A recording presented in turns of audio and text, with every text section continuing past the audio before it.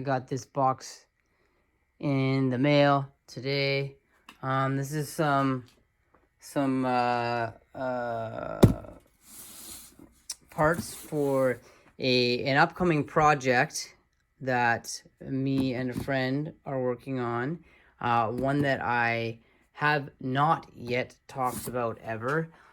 So what I'm going to do is I'm going to open this box up. We're going to take a look at what's inside of it, and I am going to describe what our a rough idea of our goals and what it is we're going to be doing with this stuff. So that's what I'm about to do. So this box came from Johnsburg, Illinois, from a company called Remington Industries. I'm not sure if many people are familiar with Remington Industries, but let's take a look up here. You see all that red and green and copper colored wire.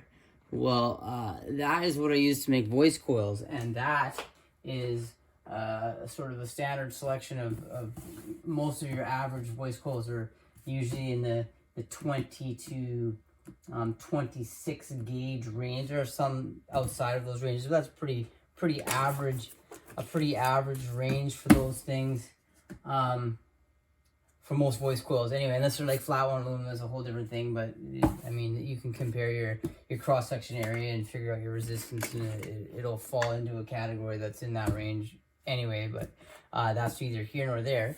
So that being said, one can assume this 20-pound box probably has magnet wire in it because they're a wire company. That would probably be a fairly good guess. But let's see exactly what is in this box. Now, as far as I know, well, it's not coming out easy. I ordered 2 custom rolls because what I asked for was not an existing product that they carried. So, and in order to get the sort of technical specifications that I wanted, I had to ask someone there to make me 2 custom rolls. So this right here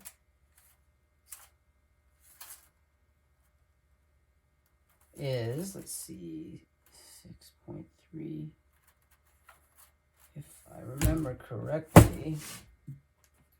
Let me put that back in it. 15 AWG, 15 gauge, and each one of these is 2 ohms worth of wire.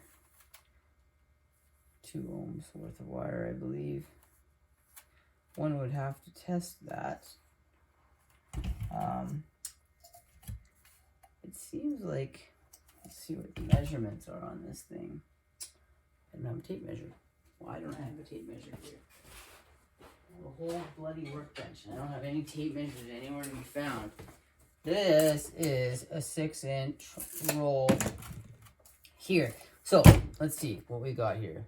2 ohms of 15 gauge Kuhner magnet wire. Get the math here. Come on. Turn off my Wi-Fi because it's shit. 15 gauge is 3 ohms per 1,000 feet. Well, actually 3.181 per 1,000 feet.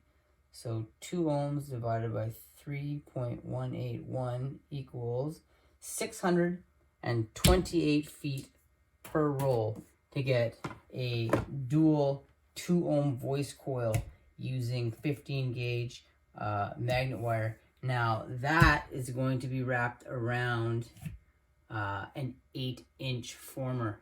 This is not something that I've ever heard of existing in the past, and it probably never will again, because making a voice coil and a subwoofer with that sort of size is extremely inefficient and impractical, and to put it bluntly, is completely ridiculous and pointless.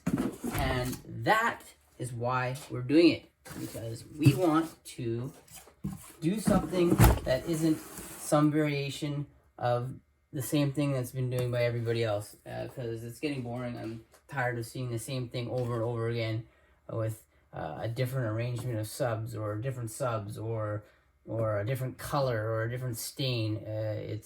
It's all the same shit, and I'm getting bored. Sorry, guys. So that's what we're gonna do. At least that's a sort of a teaser at what we're gonna be doing. Now I'm expecting the power handling for these voice coils to be hopefully in the tens of thousands of range. That's my goal. Anyway, once we get it built, we'll see what happens.